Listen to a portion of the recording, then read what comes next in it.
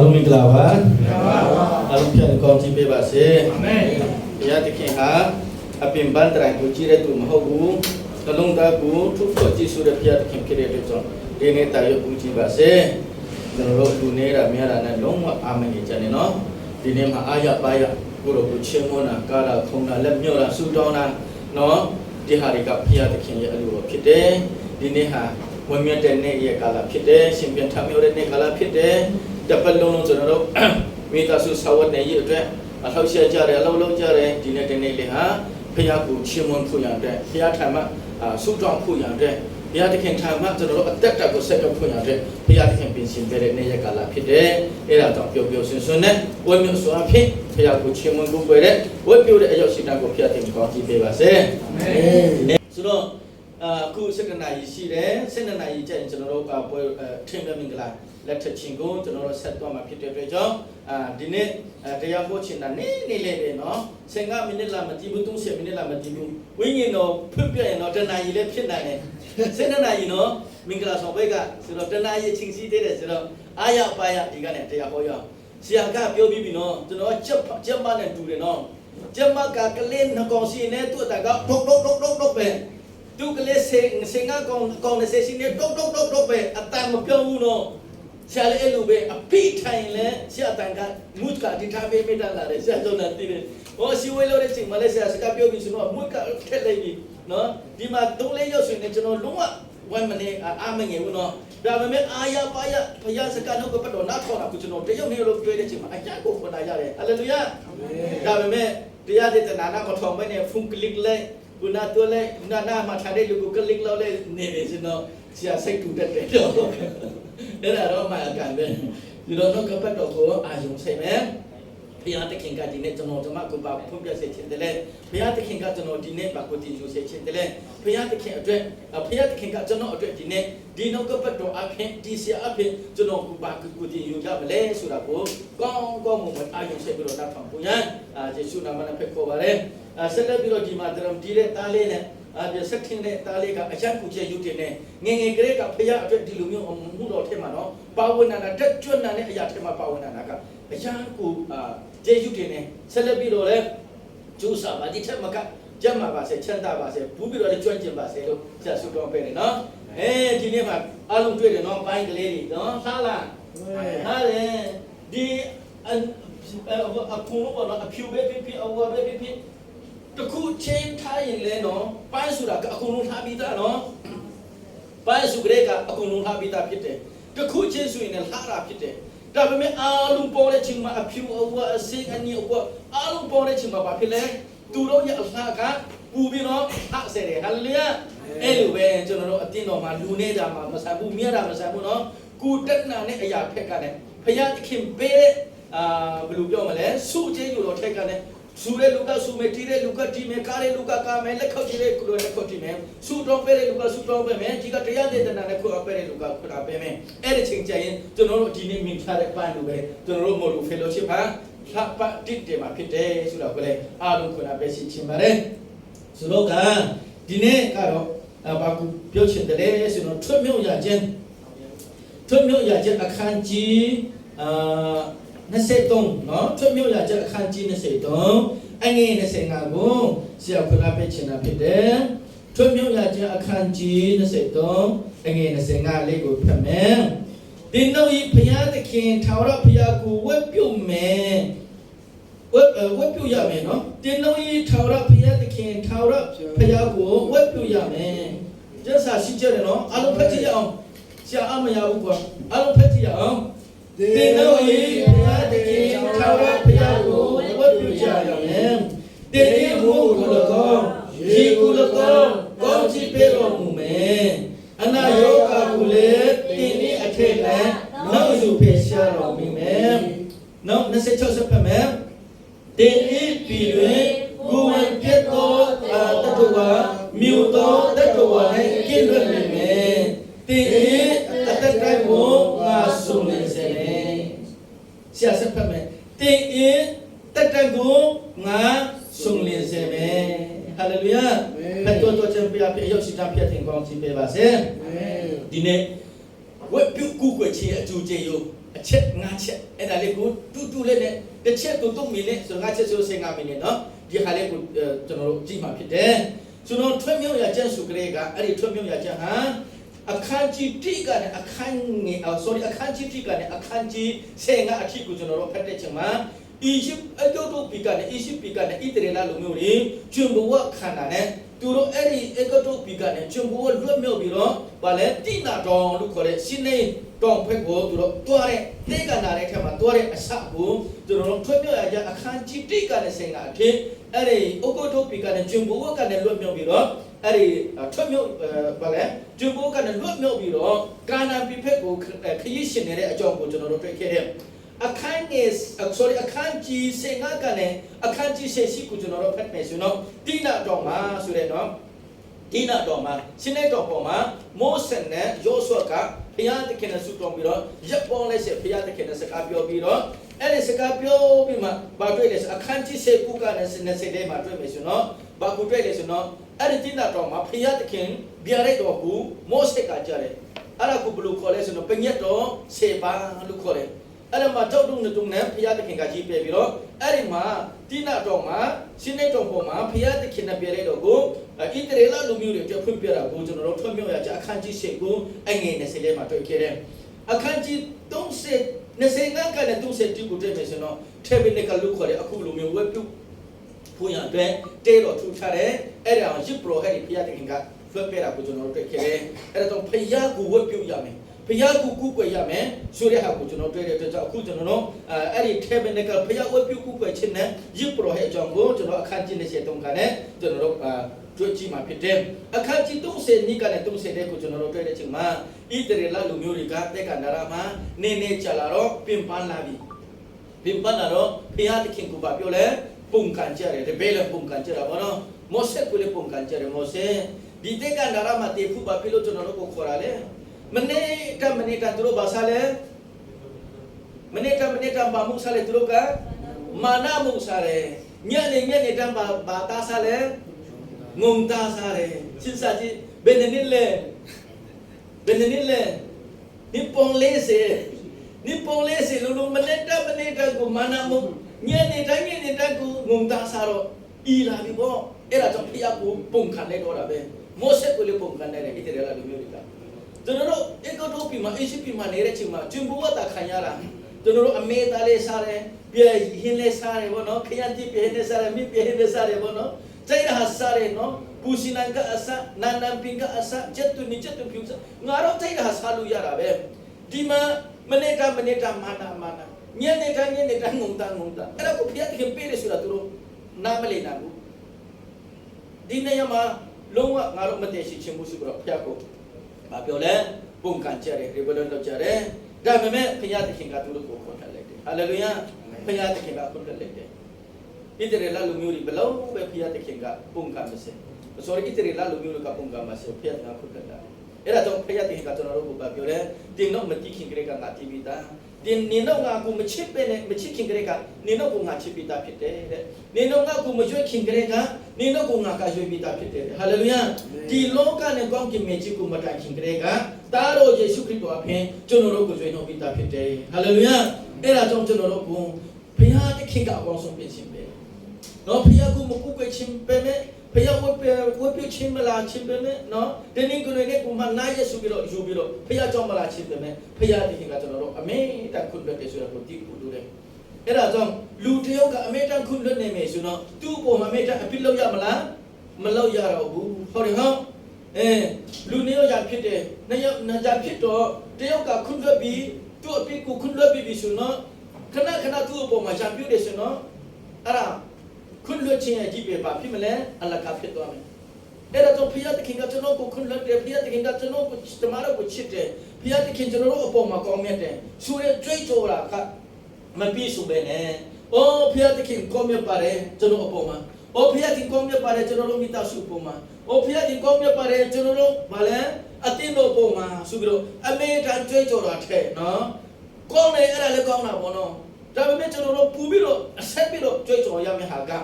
ကျွန်တော်တို့ပေါ်မှာတာမကဘူးမိသားစုပေါ်မှာတာမကဘူးအတင်းတော့တာမကဘူးเนาะဘုရားသခင်အတွက်လည်းကျွန်တော်တို့ကောင်းဆယ်လိမ့်မယ်ဟုတ်တယ်ဟုတ် အဲ့ဒါကြောင့်ကျွန်တော်လည်းဖျားတခင်အတွက်ကောင်းမြတ်ခဲ့သလားကျွန်တော်တို့မိသားစုတွေရောဖျားတခင်အတွက်ကောင်းမြတ်ခဲ့သလားဒီမရူ fellowship ရောဖျားတခင်အတွက်ကျွန်တော်တို့ဘယ်လိုကောင်းမြတ်ခဲ့တယ်ဆိုတာကိုလေကိုစစ်စားဖို့လိုတယ်ဆိုတာကိုဒီမှာပြောချင်ခဲ့ဆိုတော့နောက်ဆုံးမှာပြောတယ်ဆိုတော့ဖျားတခင်ကငွေချက်ဒီကို instruction ကိုပေးပြီးတော့အဲ့ဒီ instruction အတိုင်းပဲဣသရေလလူမျိုးတွေကတွာလာလို့ရှာတာကိုတွေ့တယ်အဲ့ဒါမှတော့ new လို့ပြောထားတယ်အခန်းကြီး35 40လောက်တွေ့တယ်ဆိုမှဖျားတခင်ကပြန်လဲပြီးတော့အသက်သွင်းဆယ်ပြီးတော့သူတို့ကိုကောင်းချီးမင်္ဂလာပေးတဲ့အကြောင်းကိုကျွန်တော်တို့တွေ့မြရခြင်းရဲ့ outline ပေါ့နော်အဲ့ဒါလေးကိုကျွန်တော်တွေ့ခဲ့တယ်ဆိုတော့ဒီနေ့ကျွန်တော်ပြောတဲ့ဟာက tabernacle ဆိုတဲ့အတင်းတော်နဲ့ဝတ်ပြုတ်ကိုခြင်းနဲ့ကောင်းချီးမင်္ဂလာကြီး prophet pastor ရဲ့အကြောင်းကိုဒီမှာတွင်တင်တာဖြစ်တယ်အဲ့ဒါကြောင့်ပြောလဲဆိုတော့တင်တို့ဖျားထာဝရဖျားကိုဝတ်ပြုတ်နေမယ်ဆိုရင်နံပါတ်1ကပါလေတင်တို့မုံကိုလကောင်းတင်တို့မုံကိုလကောင်းရီကိုလကောင်းပါလေကောင်းကြည့်ပေးမယ်ဟာလေလုယာအဲ့ဒါကြောင့်တင်းကိုနေဟာကျွန်တော်တို့အလောက်ပင်ပါပြီးတော့နားပြီးတော့အင်းမအဲ့ရမယ်အစားကျွန်တော်တို့တင်းကိုနေမှာဖျားဝတ်ပြုတ်ဖို့ကိုယ်ကိုယ်ဖို့ဒီဖျားကြောင်းလေးကိုလာခြင်းအဖြစ်ကျွန်တော်တို့ရဲ့ဘာကိုကောင်းကြည့်ရမလဲမုံကိုကောင်းကြည့်ရလိမ့်မယ်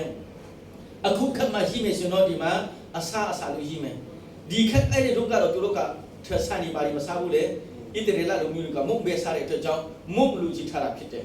အခုခက်ကျွန်တော်တို့ခက်မှဆိုတော့နင်းတော့ဆိုင်နင်းတော့ရှီရီပေါ့နော်အားလုံးကိုဖျက်တင်ကောင်းချီးပေးမယ်လို့သူတို့ကကြီးမှာဒါပေမဲ့အဲ့ဒီခက်တို့ကသူတို့မုံပဲစားတယ်အဲ့ဒါကြောင့်နင်းတော့မုံကိုကောင်းချီးပေးမယ်တော့ဆိုတော့ကျွန်တော်တို့ကအပါကိုတွေ့ခဲ့တယ်ဆိုတော့ဒီမှာနော်ရီကူလကောင်ကောင်းချီးပေးမယ်ဆိုလို့ရှိရင်ကမိသားစုစာဝတ်နေကိုဖျားတခင်ကအကောင်းဆုံးပြင်ဆင်ပေးမယ်နော်ကောင်းချီးပေးမယ်ရှင်ရတော့ခမရောက်ဘူးပေါ့ကြွေဝတ်တော့အတ္တနဲ့ဖျားတခင်ကပြင်ဆင်ပေးမယ်ကျွန်တော်တို့ဟိုဂျေရဖက်ဘယ်သူလဲမူဆုမအကြောင်းကျွန်တော်သိတယ်မလားအေလိဆာနဲ့ဖျားတခင်နဲ့စကားပြောတဲ့ချိန်မှာသူ့မှာရှိတဲ့မုတ်တလုံးလေးနဲ့ရှီတပလင်ကတုံးတူမလုံးမကုန်တာအဲ့လိုပဲကျွန်တော်တို့ဖျားကိုဝတ်ပြုမယ်ဖျားကိုကူကွယ်မယ်ဖျားတခင်နာမစက္ကန့်နေမယ်ဆိုတော့ကျွန်တော်တို့နေ့စဉ်ဘဝအတွက်စာဖို့တော့ဖို့တဲ့လုံးဝကူပြင်ဆင်မလို့ဘူးဟာလေလုယာဖျားတခင်ပြင်ဆင်ပေးမယ်ဆိုလို့ချင်းကဖျားတခင်ကဆိုင်လာချက်ပေးမှာမဟုတ်ဘူးနော်ဖျားတခင်ကစီပလင်းလာချက်ပေးမှာမဟုတ်ဘူးဒါပေမဲ့ကျွန်တော်တို့မှာစီပီတာဆိုင်လေကိုမကုန်းနိုင်ဖျားတခင်ကောင်းချီးပေးနိုင်တယ်ကျွန်တော်တို့မှာစီလေကိုမကုန်းနိုင်ဖျားတခင်ကောင်းချီးပေးနိုင်တယ်ကျွန်တော်တို့ပိတ်ဆိုင်အချိန်မှာစီးတဲ့တရားနေရာလေးကိုဖျက်တင်ကောင်းချီးပေးပြီးတော့နေ့စဉ်နဲ့သုံးဖွင့်နိုင်ပြီးဖျက်တင်ကောင်းချီးပေးနိုင်တယ်ဟာလေလုယာဒါပေမဲ့ပိတ်ဆိုင်အချိန်မှာပိတ်ဆိုင်ဒူပိုးတာမျိုးတော့ဆရာတော့မမြင်ဘူးလက်နဲ့မခံဘူးအဲ့ဒါမျိုးကပိတ်ဆိုင်ဆိုတာအဆူရကထုတ်တာနံပါတ်နဲ့ကင်ကနနဲ့ထုတ်တာနော်ပိတ်ဆိုင်ဆိုတာအဆူရကကင်ကနနဲ့နံပါတ်နဲ့ထုတ်တာပိတ်ဆိုင်အချိန်မှာပိတ်ဆိုင်ဒူပိုးတယ်ဆိုတာကဘယ်နံပါတ်ဒူပိုးတာလဲမသိဘူးအမှန်ဆိုရင်တော့အဲ့ဒါစာတမန်တိုင်းအလုပ်လက်ဖြစ်တယ်တကယ်ထူးမယ်ဆိုရင်အဲ့ဒီကောင်ဖတ်ရမှာဘာဖြစ်လို့လဲပိဿာတူထုတ်ထားတာလေအဆူရမှာမတည်တဲ့နံပါတ်ကင်ကနမပေးတဲ့ပိဿာတူလေးဆိုတော့အဲ့ဒါဖိုက်ခံရမှာဒါပေမဲ့ဖျားတခင်ကောင်းခြင်းမင်္ဂလာကအဲ့လိုမျိုးမဟုတ်ဘူးကျွန်တော်တို့စီးပြီးတဲ့ထဲမှာကြွယ်ဝတော့တက်တာဆိုတာနော်အိုးပေါ်များပြီးတော့အပြည့်ဆိုတာမဟုတ်ဘူးနေစဉ်နေကစားဖို့တော့ဖို့နော်ပြင်ဆင်ပေးတဲ့ဖျားဖြစ်တယ်ဆိုတဲ့အကြောင်းကိုဒီမှာကျွန်တော်တို့တွေ့ခဲ့တယ်ဆိုတော့ဒီမှာနောက်တစ်ခုပါပြောလဲအနာယောဂကိုလည်းနော်ဒီတော့အထင်မှာဖေးယူပေးမယ်ဒီနေ့ကျွန်တော်တို့နာမကျန်တဲ့ချိန်မှာဖြတ်လာတဲ့ချိန်မှာကျွန်တော်တို့ဆုတောင်းတဲ့ချိန်မှာဖျားတခင်ကကျွန်တော်ယောဂကိုဗာလဲအလူတော်ရှင်တတ်တာဆဲဆိုလို့ချင်းကဒီနေ့မှာကျွန်တော်တို့ကနော်ဒီအနာငင်းချင်းနဲ့ပတ်သက်ပြီးတော့ဒီနေ့မှာလဲဗာလဲ for prophet အများကြီးထွက်လာတယ်နော်တွင်တင်ချက်တီနော်မှာယူနေတွင်တင်ချက်အများကြီးထွက်လာတယ်ရှိကိုထွက်လာစမ်းထွက်လာစမ်းကဆုတောင်းပေးမယ်ဟာဘာရောပါနေတချို့လူတွေက psychology တော်တာလေ psychology ဆိုတာတိလားဘာမှလူပြောမလဲ psycho ဆိုတာစိတ်စိတ်ပညာတဘောနဲ့ပေါ့နော်ဘာလူတွေနဲ့ပြောတာဟာဖျားတခင်ကကျွန်တော်ကိုဖွင့်ပြတယ်ဝိညာဉ်တော်ကအခုနာလေးမှကျွန်တော်ရှိမှစကားပြောတယ်ဟိုနာမှာထာတဲ့ထက်ကအဆိုင်ရောက်ကရှိတဲ့လူရှိတယ်ဖျားကဖွင့်ပြတယ်အဲ့ဒီဆိုင်ရှိတဲ့လူဒီနာမှာထာတဲ့လူတွေကောင်းဖျားတခင်ကျွန်တော်ကိုဖွင့်ပြတယ်ထွက်လာပါဆုတောင်းပေးမယ်အဲ့လိုပြောလိုက်တော့ရှိတာဗောအဲ့ဒါ psychology အဲ့ဒါနဲ့အော်ဒီကတားလေးအင်ဂျင်ကဟုတ်တယ်ကျွန်တော်ဆိုင်ရှိတယ်ဆိုပြီးတော့ထွက်လာလိုက်တယ်ထွက်ထားလိုက်တော့အဲ့လိုပြောလိုက်တော့တတ်တော့ပြီးတယ်အဲ့လိုမျိုးတွေရှိတယ်နော် psychology ဆိုတာအဲ့လိုမျိုးဒီနေ့မှာလာတဲ့ဒီညမှာလာတဲ့တယောက်ယောက်ထဲမှာအခက်ဆေယောက်ကခန်းစားမှုတဲ့လူတယောက်ရှိတယ်အဲ့ဒီထဲမှာအနှလုံးယောက်ကရှိချူတွေရှိတဲ့လူရှိတယ်ဖခင်တခင်ကကျွန်တော်ကိုဖွင့်ပြထားတယ်အခုနဲ့မှာဝိညာဉ်တော်ဖခင်ကကျွန်တော်ကိုဖွင့်ပြထားတယ်မရှင်းနဲ့ချိကူထွက်လာဖခင်တခင်ကျမ်းမဆက်ခြင်းနဲ့ဖခင်တခင်ကောင်းချီးပေးဆက်ခြင်းနဲ့လာဆိုပြီးတော့ခေါ်ကြတယ်အဲ့ဒီတော့တိတ်ဆန်ရှိတာပေါ့အခုခက်မှာအသက်30ကျော်ပြီဆိုတော့ရှိချူတွေ့သူနှလုံးမရှိတဲ့လူကတရားမှာ9ယောက်လောက်ပဲရှိတော့တာဟုတ်တယ်ဟုတ်အဲ့လိုမျိုး psychology for teacher not prophet လို့ခေါ်တဲ့ကျမ်းစာကရှင်မတဲကယေရှုကိုယ်တော်ပြောလဲဆိုတော့ယေရှုခရစ်တော်ဒုတိယထင်ကြွလာခါဒီမှာနော်ရှုံချီတူမြတ်ချီဆောင်ခါဒီမှာဆိုရင်တဲ့အဲ့ဒီ that prophet ကိုမှာယုံတော့တင်ချက်တွေထွက်လာပြီးတော့နမိတ်လက္ခဏာအမျိုးမျိုးလောက်လာလိမ့်မယ်ယုံကြည်သူသားသမီးများကိုလင်းလေနာအောင်သူတို့ကအမျိုးမျိုးလက္ခဏာတွေလောက်မယ်လို့ပြောထားတယ်ဒါပေမဲ့ယေရှုကပြောတာဆိုတော့နော် please don't into prophet ဒီထွက်လာမယ်လို့မပြောဘူးမာယွန်းတော့ not prophet တွေနော်မာယွန်းတော့တင်ချက်ဒီကောင်ကြီးထွက်လာလိမ့်မယ်လို့ပဲယေရှုကပြောတယ်ဆိုတော့ဒီနေ့မှာကျွန်တော်တို့ရှင်းစားဖို့လိုတယ်ငါ prophet ငါ apostle ငါကတိုးရဲရှုတဲ့ဟာတွေကယေရှုပြောတဲ့စကားပြည့်စုံပြီနော်ဒီလူကတော့ငါတော့ကြောက်ဖို့လိုတယ်အဲ့ဒါကြောင့်နော်ပြောမယ်ဝိညာဉ်တော်ဘုရားကငါ့ကိုဖွင့်ပြတယ်ကျွန်တော်ပေါ်မှာဆိုရဲကလေးကတတိထားတော့နောက်တစ်ခါသူ့ကိုမဖက်နဲ့တော့နော်နောက်ကပတ်တော်မှာရှိတယ်နောက်ကပတ်တော်မှာကောင်းကောင်းမဖျက်ခင်ကဖော်ပြထားတယ်ဒီနောက်ကပတ်တော်အတားဆိုတော့ခဏခေါ်လိုက်သူ့ကိုဟုတ်တယ်ဟာနောက်ကပတ်တော်အတားမဲဆိုတော့ဒီမှာနောက်ကပတ်တော်မှာရည်မိတာဖြစ်တယ်ဖျက်ခင်မောက်တူထားတယ်နောက်ကပတ်တော်မှာဒီလူတွေ့ခဲ့တယ်ဆိုတော့အဲ့ဒီချက်ကိုခဏပဲခေါ်လိုက်ဝိညာဉ်တော်ကကျွန်တော်ကိုဖွင့်ပြတယ်ဝိညာဉ်တော်ကမိခန်းနဲ့ဘာညာလေးဆိုတော့နောက်တစ်ခါမဖက်နဲ့တော့နော်အဲ့ဒါလမ်းလွဲကုန်မှာအဲ့ဒီမှာအစိမ့်မိပြီဆိုတော့မလွယ်တော့ဘူးနော်အဲ့ဒါတော့ကျွန်တော်တို့တိထားဖို့လိုတယ်အဲ့ဒါကြောင့်အဲ့ဒီဂျုံဒီကိုယ်ဝက်ပြုတ်ခြင်းဆိုတာကအနာယောဂကွန်မြူနတီဆက်မယ်ဆိုတာလေဖခင်တခင်ကကျွန်တော်အတွက်အကောင်းဆုံးပြင်ဆင်ပေးတာဖြစ်တယ်ဒီနေ့ဖခင်ရဲ့အမှုတော်ထင်ရှားဖို့ရန်အတွက်လောကမှာပညာစေတဲ့ဒေါက်တာတွေပေးလိုက်တယ်ဒီနောက်အမြင်ကြီးနော်ဒီမှာဆရာမကြီးတင်နေကိုလာလာပူဆေယုံမှာကင်ဆာအရှင်းလေးနဲ့နှစ်နေတာကင်ဆာအရှင်းလေးအသက်ရှင်တဲ့လူကကျွန်တော်သိတာ2ယောက်ရှိတယ်ရန်ကုန်မှာ1ယောက်ရှိတယ်အဖိုးကြီးအခုက90ကျော်ပြီဒီကဆရာမကင်ဆာအရှင်းလေးနဲ့နော်ကိုလာလာပူဆေယုံမှာနေအဲ့ဒါကိုဘုရားကပြောချင်တာဖြစ်တယ်ခါနဲ့ဆိုတော့သူတည်ပြီပေါ့ဘုရားတခင်ကပညာပေးတဲ့ဒေါက်တာကဆေးကိုပြီးတော့ဘုရားတခင်ကောင်းကြီးပေးတဲ့ဆေးတော့ပြီးမှဘုရားတခင်ဆက်လက်ပြီးတော့တက်ရှင်ခွင့်ပေးတာအဲ့ဒါကိုပြောတာဘုရားကမမင်းနဲ့ရှုတော့မှာဒါပေမဲ့ကျွန်တော်တို့ဖျက်ဆေးရုံတက်တဲ့ချိန်မှာရှုမတော်ဘူးဆုံးမတော်တာမဟုတ်ဘူးလားမဟုတ်ဘူးရှုတော်တယ်မနေ့တိုင်းရက်ရှုတော်တယ်နော်ဆရာဝန်ကြီးကိုလည်းကောင်းချီးပေးတယ်ဆယ်ရီကိုလည်းကောင်းချီးပေးတယ်အဲ့လိုနဲ့ဘုရားသခင်ကခင်ပါလေကိုယ့်အပေါ်မှာမိတ္တာရပြည့်တဲ့ကိုကျွန်တော်ပေးတာဖြစ်တယ်ဆိုတော့ကိုပြောခြင်းနဲ့ပြီးပါဘာပြောလဲတင်တို့ပြည်တွင်ကိုယ်ဝင်ပြည့်ချက်ချင်းဆိုလိုချင်တာကပါလဲการสู้เช่นนำให้เล็กขนาดนี้บ่เนาะสู้เช่นဒီဟာကနေတော့မိသားစုပေါ်မှာရှိမှာမဟုတ်ဘူးဖခင်တခင်အကောင်းဆုံးဘဝကိုပြင်ဆင်ပေးမယ်တဲ့အဲ့ဒါကြောင့်တူကိုတူချစ်မတ်တာကိုပြည့်နံဖို့ညာအတွက်ဘာပြောလဲထောက်မှကြည့်စုကြတော့မတ်တာဆက်ရှိကြတော့ကောင်းသောအကျင့်ကိုကျင့်ဆက်ခြင်းပြီးတော့စူးဝဲပြီးတော့ဝတ်ပြုတ်ခြင်းကတိတ်တွန်းနှုဆိုကြပါအချင်းတိတ်တွန်းနှုဆိုကြပါဘုရားသခင်ကိုဝတ်ပြုဖို့ကိုယ်ွယ်ဖို့ထောက်မှဖို့မတ်တာဖို့ရတဲ့ကောင်းသောအကျင့်ကိုကျင့်ဖို့ရတဲ့တယောက်နဲ့တယောက်အားပေးကြပါလို့ပြောတယ်အဲ့ဒီမှာတယောက်ပြောတာကျွန်တော်အရင်သဘောကျတယ်ဒီမှာအချင်းဆိုတာတော့လုံးဝအားမရဘူးလေချင်းဆိုတော့ပြောပြအားရမယ်လေနော်တကယ်တော့ချင်းနေနော်ဟိုးဖိတ်ကချင်းနေနော်အချင်းဒီမှာလာစုပြီးတော့ခွန်အားလာပေးတာလေအဲ့ဒါတော့ကပတ်တော့မရှိပြီတာအဲ့ဒါအချင်းခွန်အားပေးပါဆိုတဲ့ဟာကိုချင်းဆိုတော့ပို့ပြီးတော့ခွန်အားရတယ်တဲ့ကျွန်တော်လည်းအဲ့လိုပဲခံစားရတယ်နော်ကဲဟုတ်ပြီဒါဆိုတော့ဘယ်ကုကွယ်ချင်းအကျူကျယူဟာအဲ့လိုဖြစ်တယ်ဘာဖြစ်လို့ဒါဆိုဖျက်ကိုကုကွယ်ခဲ့တယ်ဆိုတာကုကွယ်မင်းကြည့်လိုက်ဒီနေ့ဘာဖြစ်လို့ဖျက်ကြောက်လာခဲ့တယ်နော်ဆရာကျော်နာနဲ့တွေ့ချင်လို့လားဆရာလာမယ်ဆိုလို့လားဒါမှမဟုတ်ရင်ကျွန်တော်ဖျက်ကြောက်တဲ့ရင်တခုပါငယ်အိမ်မနေတာထက်လက်ကဖျက်ကြောက်တော့ရင်ပူပြီးတော့ပါညာမရှိမလားအညနေမှာမင်္ဂလာဆောင်ပွဲရှိမယ်ဆိုတော့ပြဟင်းနေစားတာပေါ့အစားကောင်းစားရမယ်ဆိုပြီးတော့ဖျက်ကြောက်ကိုလာခဲ့သလားအဲ့ဒါလေးကိုမဲချင်တာကိုလည်းမဲချင်တယ်ဘာဖြစ်လို့ဖျက်ကြောက်ကိုလာခဲ့တယ်လဲဆိုရင်တော့အခုနာဆရာပြောခဲ့ရတယ်ဗျ။ဖ ဖျားတခင်ကငါကူကူပွဲပါဝဲပြပါဆူတောင်းပါချစ်မွန်ပါအဲ့လိုမျိုးဆိုရင်နော်အစာရီကအစားနော်အစာတော့ကအစားနော်အတ္တကအစားကောင်းကြည့်ပေးမယ်ဆိုတော့ဖျားဂတိတော်ဟာဘေရောမပြတ်တဲ့ဂတိဖြစ်တဲ့အတွက်ကြောင့်ဖျားကြောင့်လာတဲ့အချိန်မှာဖျားကူကူပွဲဖို့ချစ်မွန်ဖို့ရဖြစ်တယ်ဆိုတော့ကိုအမေတန်စိတ်ထဲမှာထားကြပါတချို့လူတွေကတော့အမျိုးမျိုးပြောကြတာပေါ့ငါဖေလို့ဖျားကြောင့်တက်တာလေလို့ပြောလိုက်တဲ့အချိန်မှာလူတယောက်ကပြောလဲဆိုတော့ဒီနေ့အဆူတော်တချစ်ဆူမဲတပင်တချစ်ဆူမဲလူကအဆူတော်လေနာမည်ကြီးတယ်အဲ့ဒါကြောင့်ပြောတာလေอ๋อကျွန်တော်မနစ်ကနော်အမေယူရိုကဆရာတယောက်လာတယ်ဆရာတယောက်လာပြီးတော့သူကလည်းဒီမလေးရှားမှာနေပူတယ်ပေါ့နော်ကျွန်တော်တို့ချင်းလုံးမျိုးယူရိုကနဲ့ဆရာလုပ်ပြီးတော့ camping လုပ်ခေါ်တာပေါ့နော် camping လုပ်ပြီးမှကဲသူတော့ဗာလေ up to call ဒီလူ evangelist ကအမေက up to call လုပ်တယ် up to call ဆိုတာတိလားတရားဟောပြီးမှရှိထွက်လာချက်ဆူတောင်းပေးမယ်ဆိုတဲ့ဟာလေ up to call လုပ်တယ်ကဲရှိကူလာကြပါဆူတောင်းပေးမယ်ဝိညာဉ်တော်ကဖွင့်ပြတာခုနစာပြောသူလူပေါ့နော်ဝိညာဉ်တော်ကပြောတယ်အားလုံးထဲမှာပိုင်းညာတွေပေါ့နော်ပြောရတော့ရှိကထွက်လာတဲ့ချိန်မှာသူနဲ့အတူတူမလေးရှားမှာနေပူတဲ့လူတယောက်ရှိတယ်အကြာချင်းမလေးရှားမှာနှစ်ပေါင်း20ကျော်နေတယ်ပေါ့ဆိုတော့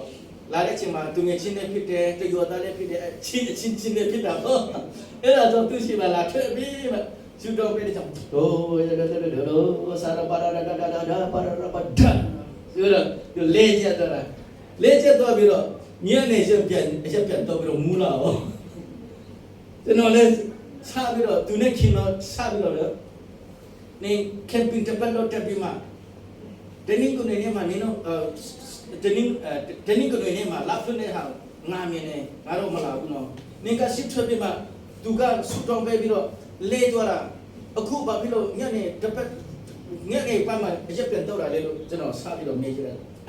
ယောတာချင်းဆိုတော့အာနာလူရေးပေးတာပေါ့သူလည်းပြုံအော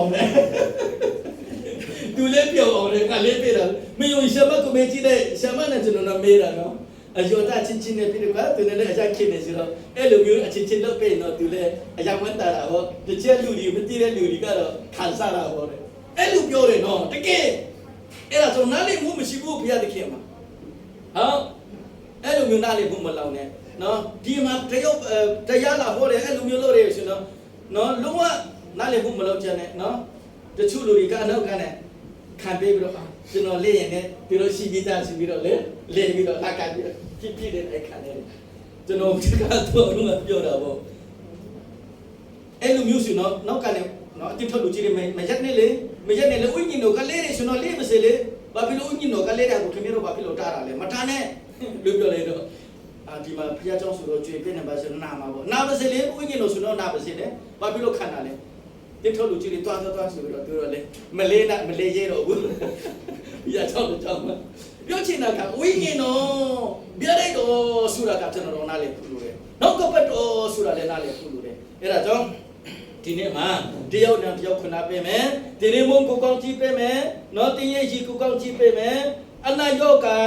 နော်မြင်သက်စေမယ်တာသမီးများမိသားစုယောက်ျားမိခင်အားလုံးကိုဖျက်တင်ကောင်းကြည့်ပေးပြီးတော့ဗာလဲဖျက်နာချင်းကအစအရာအလုံးကိုဖျက်တင်ကောင်းကြည့်ပေးမယ်နောက်ဆုံးမှာဗာပြောလဲဆိုတော့အချမ်းခုတိတ်တော့ပါဒီနေ့အတ္တတာကိုဗာပြောလဲငါဆုံးလင်းစေမယ်ဟာလေလုယာ